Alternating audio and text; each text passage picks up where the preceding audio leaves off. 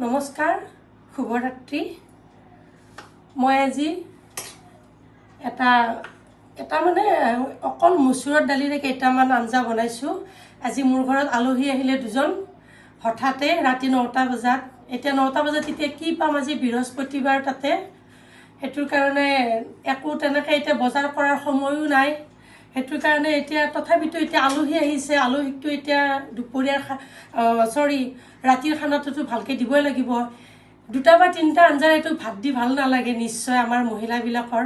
গতিকে এতিয়া মই আজি চিন্তা কৰিলোঁ বোলো অকল মচুৰৰ দালিৰেনো আজি কি বনাওঁ। গতিকে আজি মই মচুৰৰ দালিৰে গোটেইখিনি বনাই আলহীক মানে এতিয়া খুৱাম।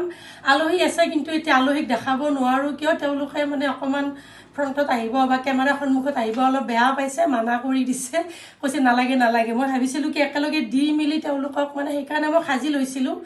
আলহী মানে বহাৰ পিছত মই এইটো ভিডিঅ'টো বনালোঁ হয়, তেওঁলোককো দেখালোঁ হয়, কিন্তু তেওঁলোকে লাজ কৰিছে আহিবৰ কাৰণে।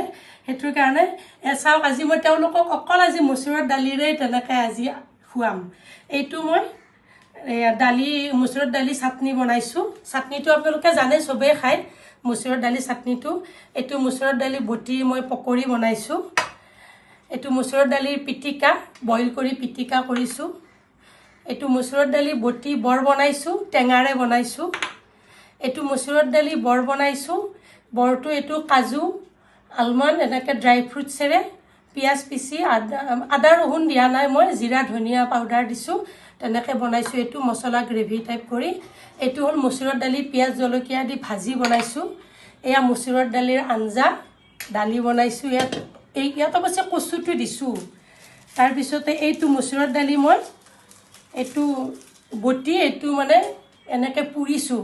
এই পোৰাটো এইটো আমাৰ বোৱাৰী বিশেষকৈ তাই বহুত ভাল পায়। তাই আকৌ মানে এইটো দালি মচুৰৰ দালি পোৰাটোৰ সৈতেও তাই তিলটো বটি যদি পুৰি দিওঁ তাই সেইটো আৰু বেছি ভাল পায়।